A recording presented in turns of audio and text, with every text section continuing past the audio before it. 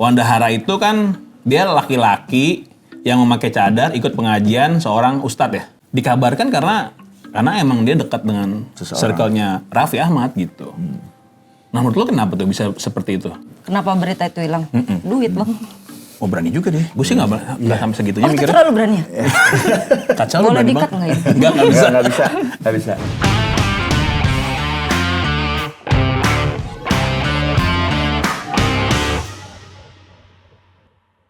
Maksudnya duit bagaimana? Kayaknya mungkin ya. Ini boleh gak sih kita beropini? Boleh kan ini boleh. Misalkan gue punya circle yang teman-teman gue yang di atas yang punya nama baik gitu. Terus tiba-tiba gue mencoreng nama baik mereka dengan cara kayak gitu. Terus akhirnya ada yang laporin gue nih. Gimana caranya orang yang laporin tarik lagi laporannya? Kasih duit aja. Gitu Dan? Enggak juga, pemikiran gue beda sama lu. Nah apa pemikiran? Tadi lu mau kasih kata lu 10 miliar dari 02 lu terima. Enggak, lu mah Berarti jahat. duit kan? Lu mah jahat, pikiran lu jahat. Terus apa? Serem gua. Nih ya, kalau husnuzon gua ngelihat ada Sahnas, ada Raffi dan ada Ustadz Hanan juga. Kan siapa tahu Ustadz Hanan yang bilang sama polisi, bilang udah Pendekatan persuasif. pendekatan persuasif. Wah, Oh, parah lu. perdamaian. Iya, kenapa Iya. harus uang sih? Hah? Oh, soalnya selama ini gue damai yang polisi pakai uang. Jadi gue pikir segala perdamaian itu harusnya dengan uang. Memang betul sih. Cuma nggak usah diomongin mestinya. Oh gitu ya. Boleh. baru tahu. Iya, maksudnya Oh dengan- iya mungkin ya. Kan dengan uang tuh ya kan orang datang ke polisi kan ada transport segala macam iya itu dong, kan. Maksud iya. lu gitu kan? Iya. Buat beli rokok kan? Waduh. Rokoknya Udah dilurusin. Oh jangan mancing banget. Tapi ya kenyataannya faktanya memang ada yang begitu. Ada, ya. Tapi kan yang ini belum Mungkin tentu. ini enggak, iya. Belum tentu kecil yang ini, pasti gede. Gak bercanda, Raffi, bercanda. Oke. Ada pendekatan persuasif lah. Ya pendekatan persuasif ya kuncinya ya. Ya. Mungkin diselesaikan secara kekeluargaan. Iya. Betul. Mungkin di komedi kita bisa mikir gitu, cuma kalau dalam kehidupan nyata ya kita mikir yang positif aja biar aman. Cuman nggak fair aja, karena gue pernah ngalamin ini juga kan. Terus apa yang lu Diserang lakuin? dia. Pakai cadar loh. Enggak. Tapi ya yang dilakukan gue juga sama. Gue datangin orangnya, gue minta maaf gitu. Selesai jadi kasusnya. Selesai. Nggak pakai duit sama sekali gue. Pakai apa tuh? Pakai maaf aja, maaf terus miring dikit. Biar apa miringnya? Ya biar kelihatan bener tulus. Tapi tulus gua, nggak kelihatan tulus. Lihat yang ini bahaya nih. Nih ada juga kasus yang lagi rame. Lu tahu kan yang ada orang yang kerja apa pemilik barbershop itu yang nendang istrinya? Iya Selebgram. tahu.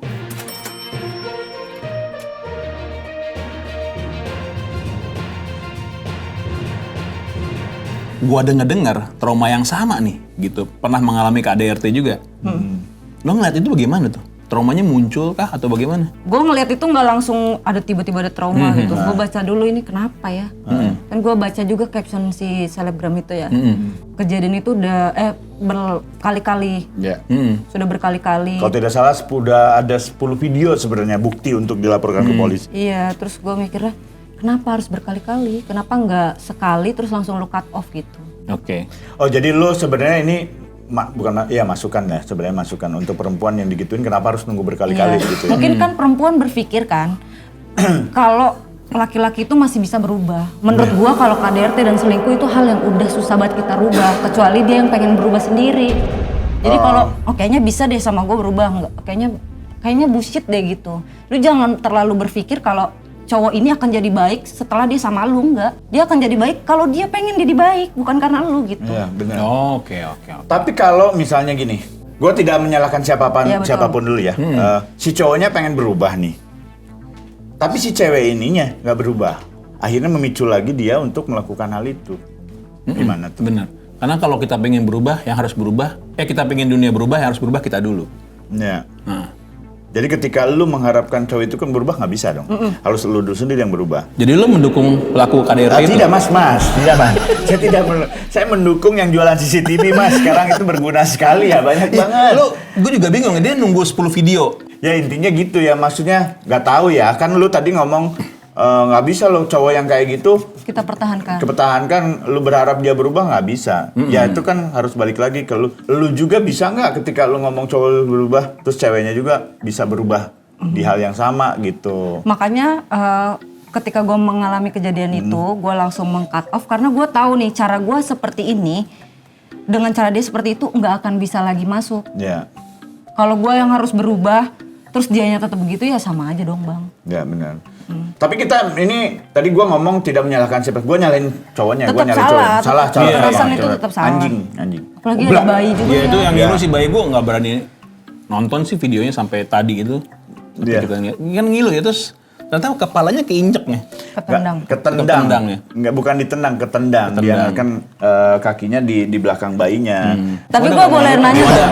Belum lihat gue. Nah, lu pakai subscribe-nya coba. Pakai ini subtitle ya, pakai subtitle itu. Apa tadi ngomong apa? Gue boleh nanya nggak? Boleh. Nah iya. Dari sudut pandang laki-laki gitu, kenapa sih akhirnya laki-laki memutuskan untuk pukulin juga lu gitu? Aduh gimana ya? Nggak kan mungkin bisa macam-macam. Karena ada trauma juga laki-lakinya. Dia yang pas kecilnya ada referensi tentang kekerasan ke perempuan. Atau dia pernah lihat ibunya dipukulin sama bapaknya. Jadi referensi dia adalah itu.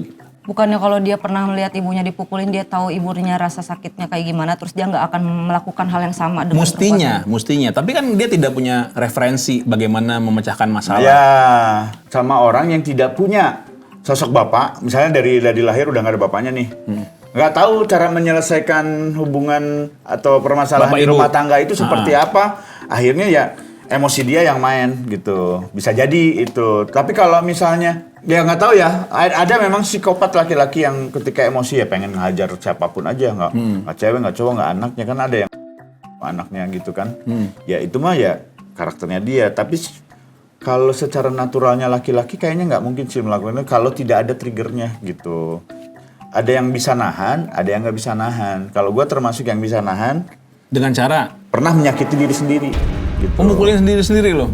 Dengan harapan diberhentikan sama istrinya. Tapi istrinya Ternyata, kebiasaan sok aja terus kan. Gak pernah mukul helm gitu. Udah dong berhenti ngomong. Pengennya tadi, udah gitu. Paling cuma ngegas gini-gini. Anjing, udah belah helmnya. Ya, dia Enggak ke situ. Gue juga nggak pernah sih mukulin mantan istri gue ya. Cuma emang nggak ngobrol aja. Tiba-tiba masalahnya gede aja. Cerai tiba-tiba. kok cerai ya? Gak ngomong. Itu lebih nyakitin lagi. Enggak ya? Iya, mana menurut lu gimana tuh? Lo lebih tersakiti dipukul fisik atau perilaku pasif agresif cowok gitu? Jadi kayak ini nggak sih lo yang ngomong itu yang bikin lo nggak enak terus Nyelekit. tiap detik gitu. Aduh, dua-duanya bang. Nah kalau harus milih, Hubungan sehat. Enggak, ini pilihan. Kalau aja. soalnya kalau dari kata-kata kita yang sakit mental, Ya. pikiran, overthinking. Kalau dipukul, emang sih sakitnya hari itu doang, besoknya juga sembuh. Tapi kan kita nggak tahu kalau saat itu kita mati gimana kan. Tiba-tiba dia mukul sesuatu yang sensitif, tak mati gitu. Takutnya juga bisa. Tapi kalau suruh milih, Kata-kata, sekarang gue udah lebih kebal. oh lebih kuat Udah ya. lebih kebal. Lebih punya opini juga, bisa ngebalikin juga. Iya. Mau lu di roasting kayak Panji, di Twitter suaminya. Ke situ lagi ya. Gitu. Lagian kalau dipilih kata-kata bisa jadi premis. Betul. Iya kan? Bener. Berarti lu lebih baik memilih laki-laki, tapi tanggung jawab. Gue udah kayak baru dapat omongan nggak enak, gue nggak langsung ngebales. Gue pikirin dulu. Tenang. Misalnya apa misalnya? Misalkan kayak misalkan suami gitu ngomong, lu dandan kayak lu apa kayak nyenengin suami dikit kayak, terus gue nggak langsung ngomong bacot lo gini-gini, nggak bakal ngomong gitu langsung. Gue akan mencerna dulu omongan dia sampai gue tenang, terus gue bakal jawab, lu nyuruh gue dandan ya, mana duitnya gitu, kayak misalkan. Oh berarti udah sebelum-sebelumnya lu tuh begitu, makanya lu disikat. Enggak, sebelum yang enggak terlalu gitu. Nggak usah dibahas.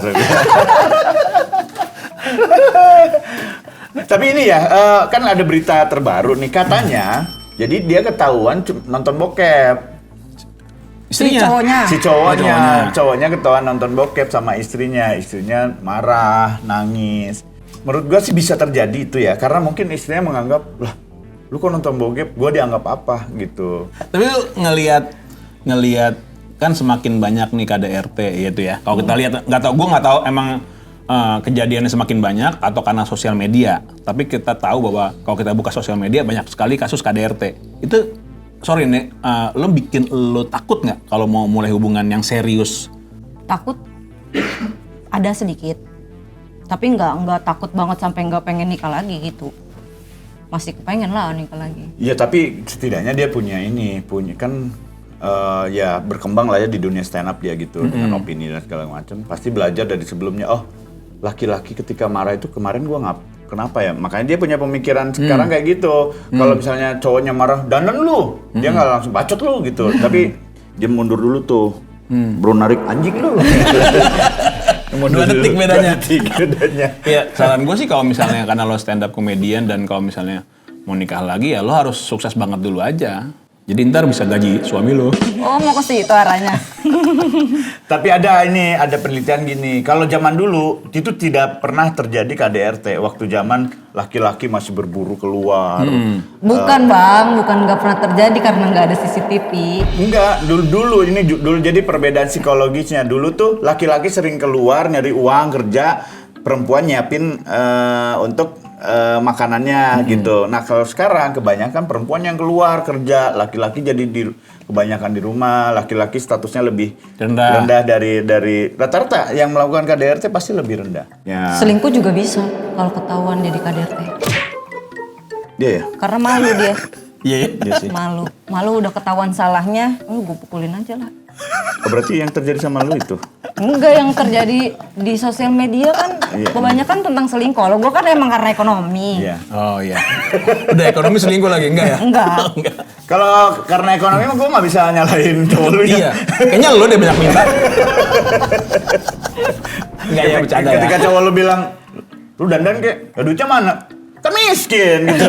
Ya udah nggak usah pengen dandan, nggak usah pengen lihat cewek cakep, nggak usah ngapain. Ya udah gue pucet aja, emang kenapa? Kalau gue nggak pakai bedak emang kenapa gitu? Tapi setidaknya ya ini mah masukan aja. Walaupun misalnya nggak ada duit buat dandan, setidaknya rapih lah.